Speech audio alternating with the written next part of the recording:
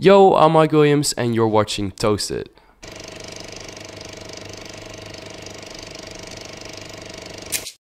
Mike, welcome to ADE. Thank you, thanks. You are actually one of the few people that can read music from a sheet that are in the electronic dance music industry, I think, that we ever met. However, we did a couple of interviews with the trance guys from Armada, and especially the Russians are like you, pianists, and they are able to read music as well from a sheet. Does it benefit you in your music? I think in a certain way it does, because I started playing piano when I was young without any knowledge of notes or sheet reading. But when I started to learn it, and then I could combine it together, like I knew how to play piano and I knew what I was playing to convert that into notes. So then I got more knowledge about chords and chord progressions and arrangements. So in a way that helped me producing more melodic stuff instead of only beats. Yeah. Hey, you played your first gig when you were 14, I read. Is that true? Yeah, that's true. So your parents let you out and you were like, hey, mom and dad, I'm going to play a gig here at a club. I'll be back at 4 o'clock in the morning. Yeah, well, kind of like that. It was in my hometown. And like my music as Mike Williams was not popular at all. Like no one knew it because I was still only doing it in my bedroom. And yeah, it was just because I knew some people that were organizing parties, and were like parties for small kids, and I was playing there for the first time, and there were actually like 300 people, and I was 14, so I was like, whoa. And I remember I was saying, my sister was there as well, and I was saying to my sister, like right before the show, I was like, no, I'm not gonna do this. I was super nervous, but finally, at the end I did it, and it went super well. And after that, I started to play more in clubs, but not because of my music, but more because of like you get to know people. And then there was like a point that changed. Then people started to know the music you actually produce, and then you like all the shows from then on were different because people were booking you because of your music. Oh, right on. And then suddenly out of the blue you get signed by Chesto. I mean, how did that happen actually? Yeah, I don't know. So I finished my school. That was really important for my parents. They said like, you need to finish school, and I totally agree with that. And then right afterwards, I was already busy with putting my music online, and then right afterwards, I got the guys from Spinning Records were calling me. I was in the metro here in Amsterdam, and I was like, what? I didn't like. I was so surprised, and then some other Armada came as well, and so many other agencies and record labels, and I chose for Spinning Records, and then I got to meet Chesto, and then it went all super fast. Did he actually? And of course, Chesto's a legend, and he's probably responsible for the success of the Dutch dance scene as a whole. Did you learn something from him? Because I mean, you probably only met him a couple of times, but yeah, I definitely learned something from him. We did quite a lot of shows in 2016, if I say it right. Yeah.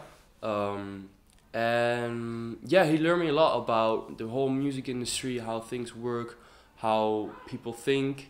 Also like DJ sets, because I had to warm up for him every time. Wow. And that's quite difficult. Like playing just your regular set, your regular show is easy, but warming up for someone and doing it the right way, it's quite difficult. So he learned me a lot. He taught me a lot about that. That was good. You got shitloads of plays. I Want You, 29 million plays. Feel Good, 20 million plays. That happened really fast, right? Yeah, it's crazy. Can you imagine going out to so many people? No, it's super hard to visualize, of course, because internet is so powerful, and you can't imagine 30 million people. Like, how? Everybody in Holland listens to your music twice, basically. Yeah, and that's insane. So yeah, yeah, it's super cool. One of the tracks that I loved is "Let's Go" with Lucas and Steve and Kirby. How did that get together actually? Yeah, we had a writer camp, and it was here in the Netherlands, and we were all together there, and not really wanted to collab or something. Like the idea was not there yet, and then there was a certain point that we were sitting all in the studio, just listening to each other's tracks. We were like, why not just make a collab? Like we're sitting here, why don't we start something? And then we came up with this crazy idea that, of course, Lucas and Steve and I are a bit more melodic in a way of producing, and of course Kirby is a bit more like Pumping. hardcore, yeah, like so that's quite cool to do, to combine it, something melodic with the crazy hard style from Kirby. Massive success though, the track. Yeah, I guess. For something you wrote at a camp, I mean, geez. We really wanted to do a club track, like something that DJs could play, not specifically for radio, because I know Lucas and Steve have a lot of radio, like more radio friendly tracks. So we didn't want to do that, just only club. And it worked out quite well, I think. You can say that again. Hey, here we are at ADE.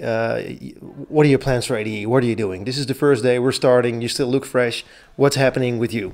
So many things. Of course, so many interviews, meetings, meeting other artists, and my own show on Thursday. Super excited for that. Where will it be? In the Curtain Club, Amsterdam. Nice. And I invited like so many friends and so many artists. Crazy lineup. So Who'll play? Jay Hartway is gonna play. No. Sick Individuals. Tom and Jane Brooks. Trollo is also gonna play. Destic.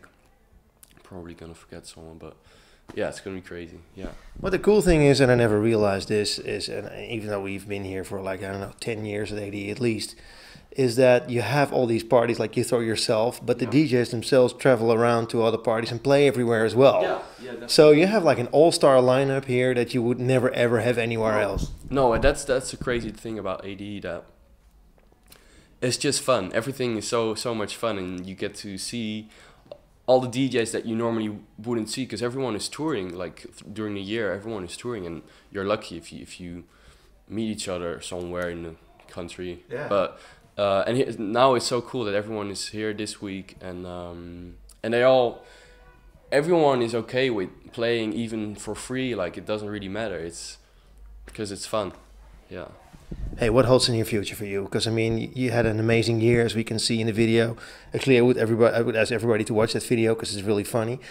So what's coming up for you? What are you doing? Because you have 20 new tracks that will probably be narrowed down to maybe, I don't know, 10. Yeah, a couple of them. So you will release new tracks every month, probably. Yeah, hopefully.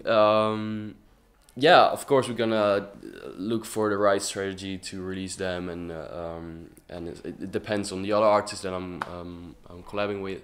So, but yeah, there's gonna be a lot of music. Yeah.